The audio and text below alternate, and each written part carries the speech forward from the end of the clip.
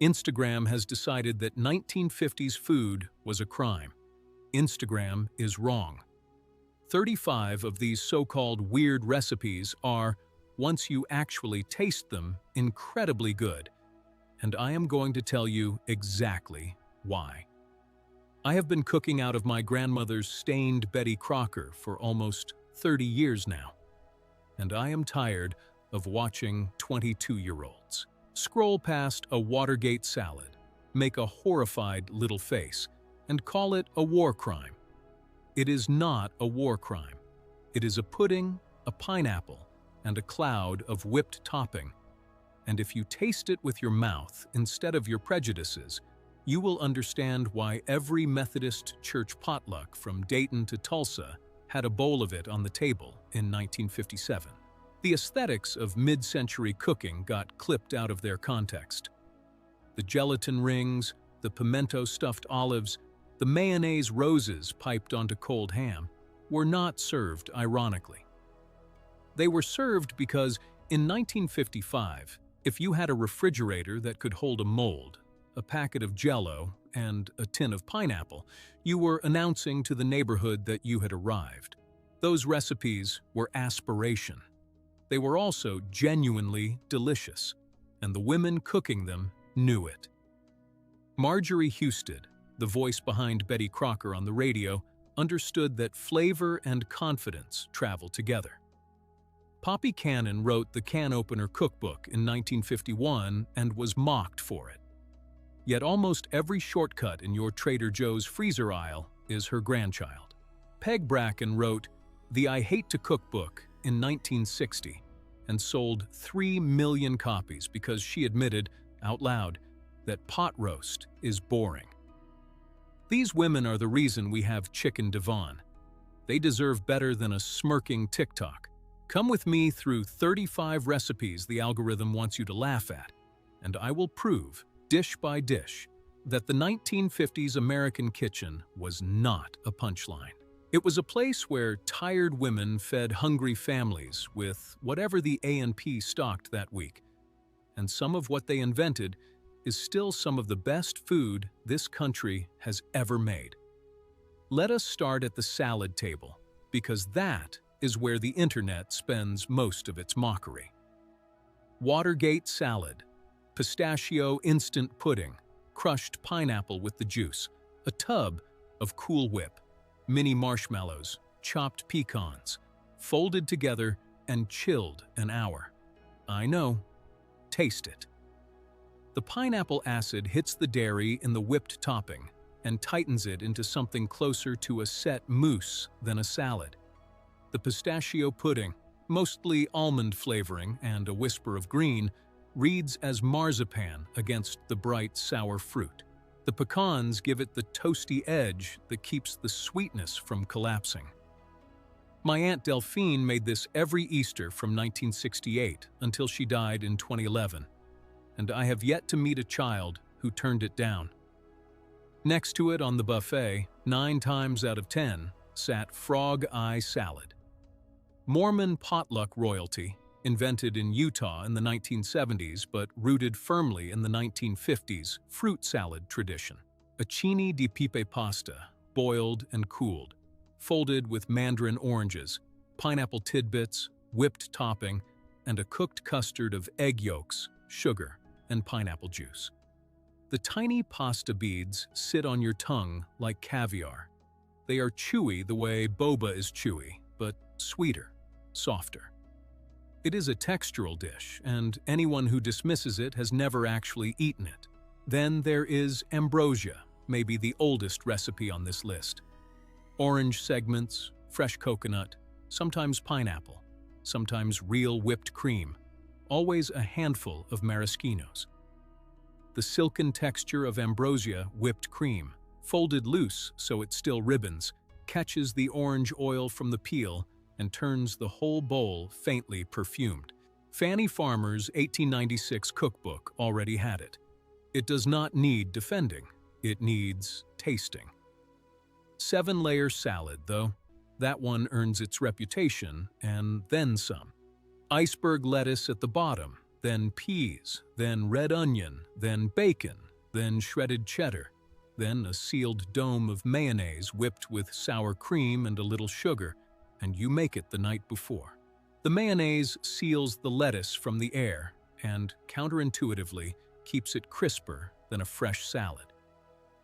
12 hours later, the peas have taken on bacon fat, the onion has mellowed, and the whole thing eats like a cold, creamy club sandwich, deconstructed into a trifle bowl. Now here is the one that makes people recoil before they think. Tomato aspic, tomato juice, a packet of unflavored Knox gelatin, a squeeze of lemon, Worcestershire, a shake of celery salt, poured around green olives stuffed with pimento and diced celery, chilled until it holds a knife. I can hear you. Hear me back. Aspic, at its best, is the coldest, cleanest tomato soup you have ever tasted, served with a snap instead of a slurp. The olives bring brine, the celery brings cold vegetable crunch, the tomato brings umami, and the gelatin carries all of it on the tongue like a dressing that has forgotten it needed lettuce. James Beard, who was not a fool, ate it all summer long in the 1950s and wrote about it with genuine affection.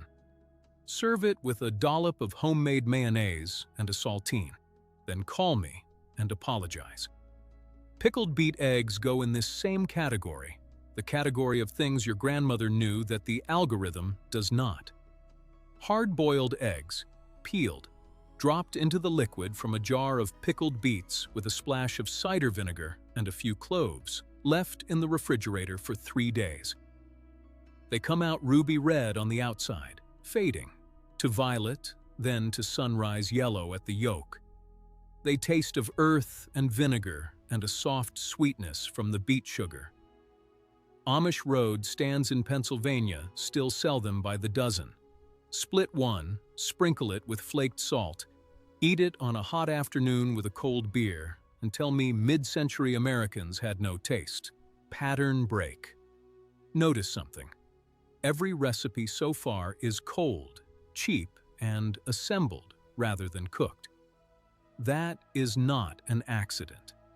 The 1950s were the first decade in which the American refrigerator became a genuinely reliable household appliance.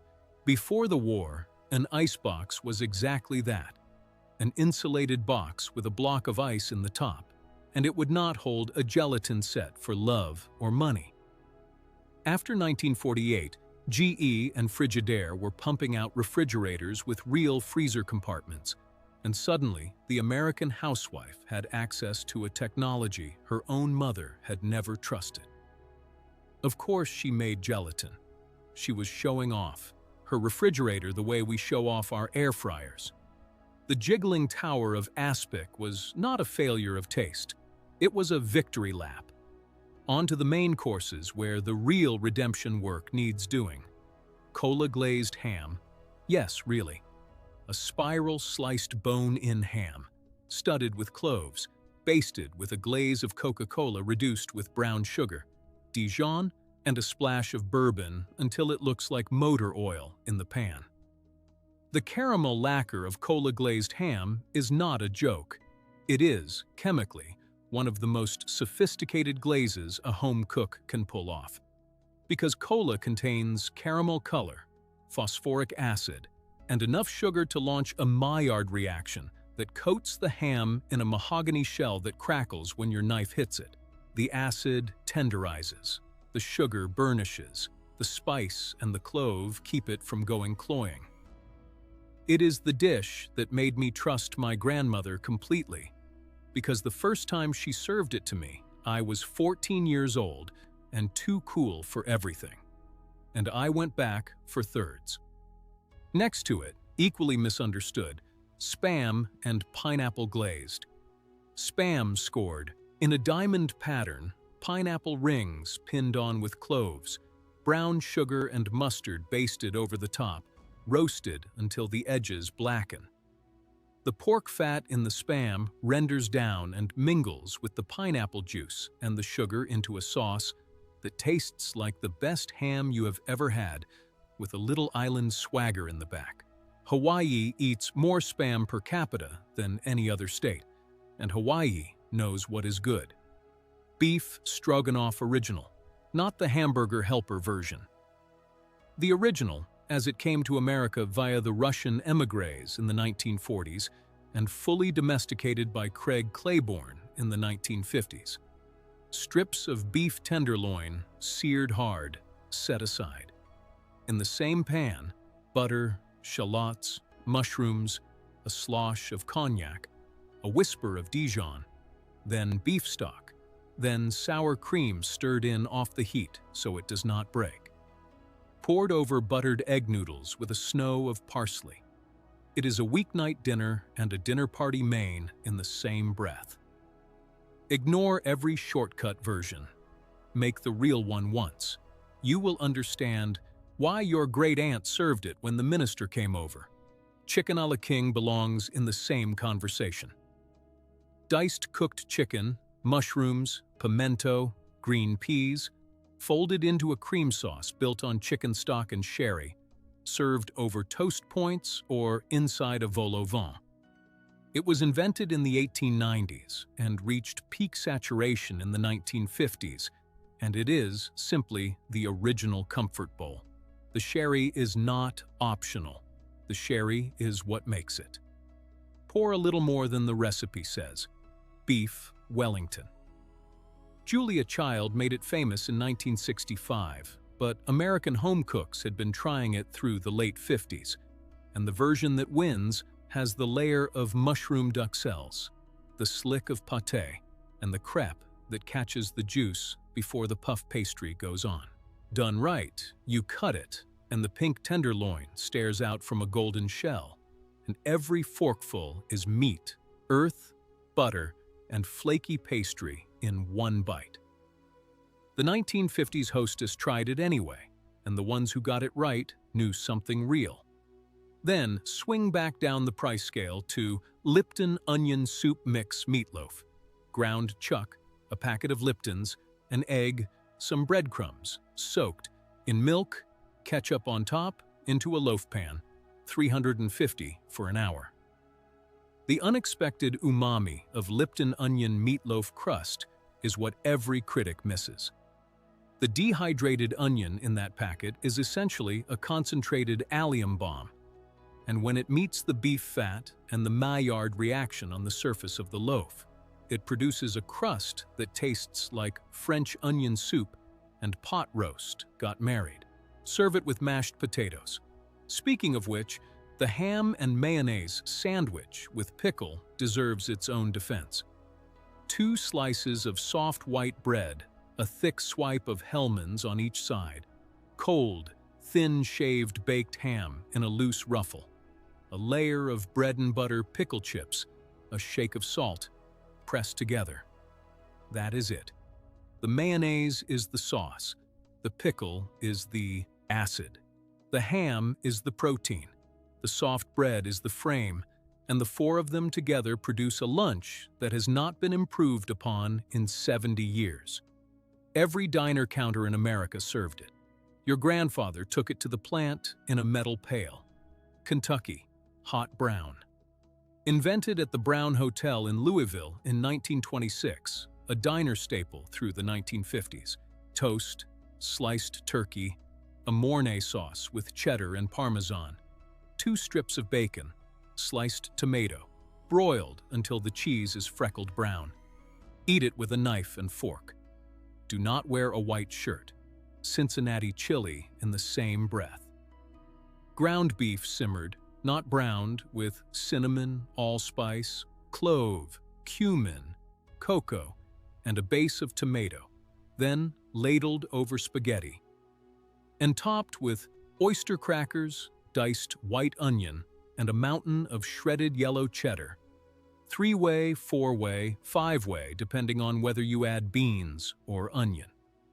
Skyline and Gold Star have kept it alive, but the recipe is 1940s Macedonian American, brought to Cincinnati by Greek immigrants and fused with Midwestern pasta culture. It tastes like nothing else in American food. Shrimp Newburg, butter, shallots, paprika, cognac, sherry, cream, egg yolks, shrimp folded in at the last second, spooned over rice or toast. Invented at Delmonico's in the 1870s, reborn in the 1950s because it is fast and it looks like money. Oysters Rockefeller on the same table. Oysters on the half shell, topped with a paste of butter, spinach or watercress, parsley, a breath of pernod, breadcrumbs, baked until the edges bubble. Antoine's in New Orleans still refuses to share the original recipe. James Beard cracked a version close enough. A plate of 6, 2 glasses of cold muscadet, and you are in a banquet in the French Quarter in 1954, and the ceiling fan is turning. Chicken divan closes the mains. Cooked chicken, blanched broccoli, a sauce of cream of mushroom soup, mayonnaise, curry powder, lemon juice, sherry, grated parmesan, topped with buttered breadcrumbs, baked until it puffs. Invented at the Divan Parisien restaurant in New York in the 1930s, adapted by every casserole-writing housewife in the 1950s, and still, for my money, the best broccoli and chicken construction in the American canon. Cornflake chicken is its cousin. Chicken thighs dredged in seasoned flour, dipped in buttermilk, rolled in crushed cornflakes, baked at 400 until the coating is shattering glass. No deep fryer. A crust crispier than anything the drive-thru can sell you. And mock chicken legs, the strangest item on this list. Cubes of pork shoulder and veal, threaded onto wooden skewers to resemble drumsticks, dredged and fried, then braised in stock. They came out of Depression-era thrift, stayed on butcher counters through the 1950s, and taste better than cheap chicken. Pattern break again. Look at who I have been quoting. Marjorie Husted, Poppy Cannon, Peg Bracken, Marion Cunningham, who saved the Fanny Farmer cookbook from irrelevance when she took over the 13th edition in 1979. The Fanny Farmer heir in full. James Beard, of course. These people were not hacks. They were scholars of how Americans actually lived. What they knew, and what the current internet has forgotten, is that a recipe only works if a tired person can make it at the end of a long day. Every so-called weird 1950s recipe was engineered for that moment when you have 20 minutes and a can of soup. Campbell's put chicken divan on the back of the can for a reason. It was not a conspiracy. It was grace. Now the desserts, which the internet at least partially still respects, but not enough. Pineapple upside-down cake. Melted butter and brown sugar in the bottom of a cast-iron skillet. Pineapple rings laid down, maraschino cherries in the centers, pecan halves in the corners. Yellow cake batter poured on top, baked, inverted onto a plate.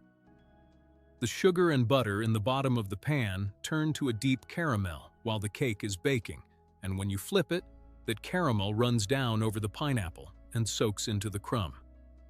It was invented after Dole figured out how to can pineapple rings in 1911, and by 1953 it was the most popular cake in America, beating out chocolate and vanilla in a national survey. Jell-O poke cake. A white cake baked, poked all over with the end of a wooden spoon. A mixed batch of strawberry gelatin poured over while the cake is still warm, so the liquid runs down into the holes and sets inside the crumb, then topped with Cool Whip and chilled.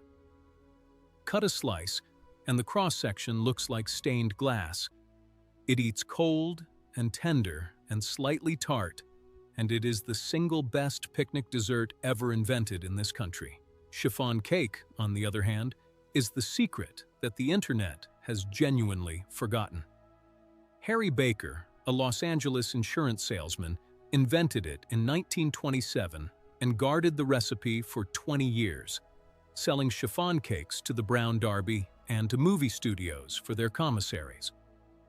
In 1947, he finally sold the formula to General Mills.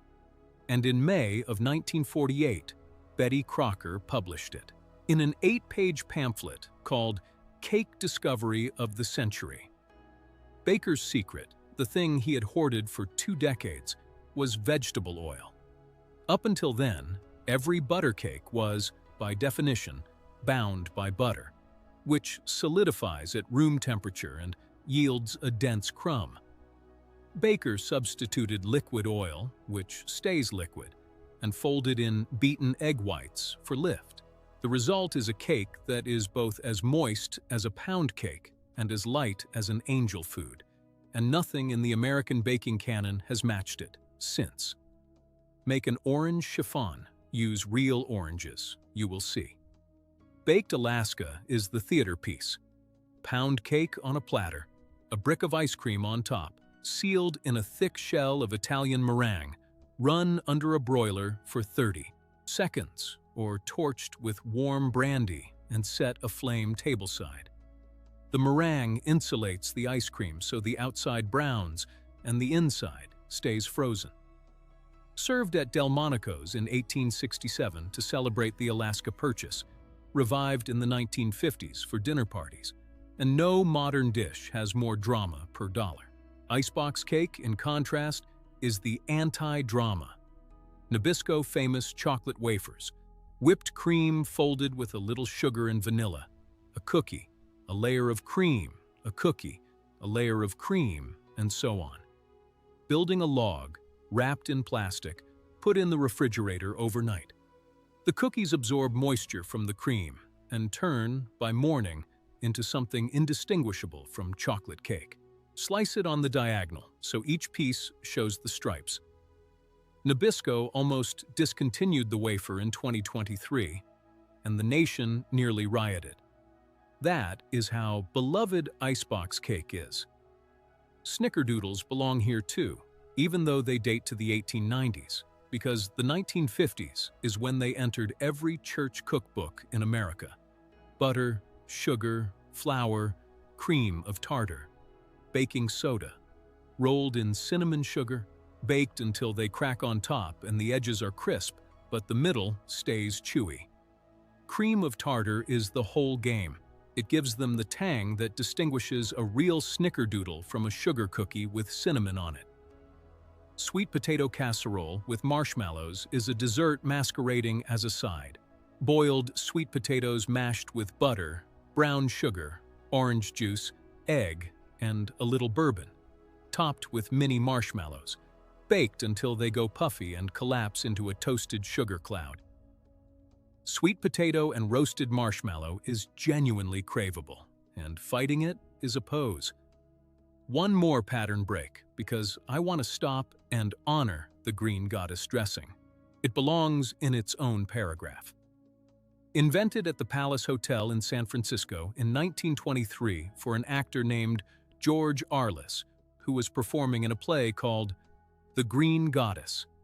Mayonnaise, sour cream, anchovy, tarragon, chives, parsley, chervil if you can find it, lemon juice, a green avalanche of herbs. Put it on a wedge of iceberg. Put it on cold poached chicken. Put it on boiled new potatoes. The anchovy is not optional, and it does not taste fishy. It provides the umami backbone that makes the dressing read as savory rather than twee. The 1950s hostess spooned this over everything, and she was right. The party snacks, finally. Deviled eggs are timeless. Hard-boiled eggs, yolks whisked, with mayonnaise, Dijon, vinegar, a little pickle juice, piped back into the whites, dusted with paprika. Every funeral and every cocktail party in mid-century America had a plate of them. And there is a reason. They are protein, fat, salt, and acid in a 2-bite package, and nobody has ever made a better hors d'oeuvre. Stuffed celery is deviled eggs' first cousin. Crisp celery stalks, cut into 4-inch lengths, filled with a whipped mixture of cream cheese, mayo, chopped pimento, minced green onion, and a breath of Worcestershire. The celery snap against the creamy salt is perfect. Do not dress this up. Do not add anything trendy. Make it exactly this way. French onion dip, the real original, goes back to 1954, when a California cook combined a packet of Lipton onion soup mix with a pint of sour cream for a Thanksgiving party, and word spread through newspapers so fast that Lipton put the recipe on the back of the box within a year and has never taken it off. Clam dip is its seafood sibling. Cream cheese, sour cream, a small can of minced clams with the juice. Lemon, Worcestershire, a shake of Tabasco, served cold with ruffles.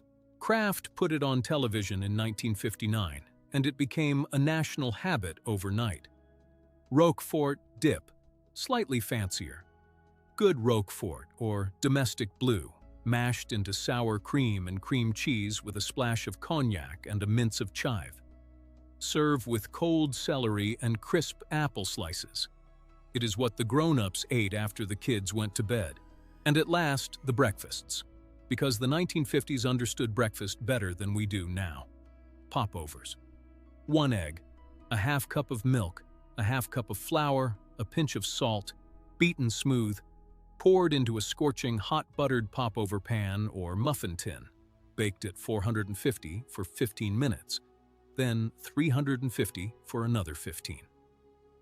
They rise into crisp golden towers, hollow inside, shatteringly, thin on the outside, and they take exactly 4 ingredients. They were standard dining room table bread at New England inns in the 1950s, and they can be on your table in 40 minutes. Buttermilk biscuits are the other anchor.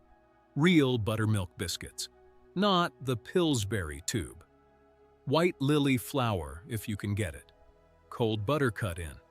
Cold buttermilk poured in. Folded over on itself 4 times. Cut, with a glass dipped in flour, baked at 475 until the tops are freckled. The fizzing buttermilk tang in old biscuits is what modern biscuit makers chase and often miss.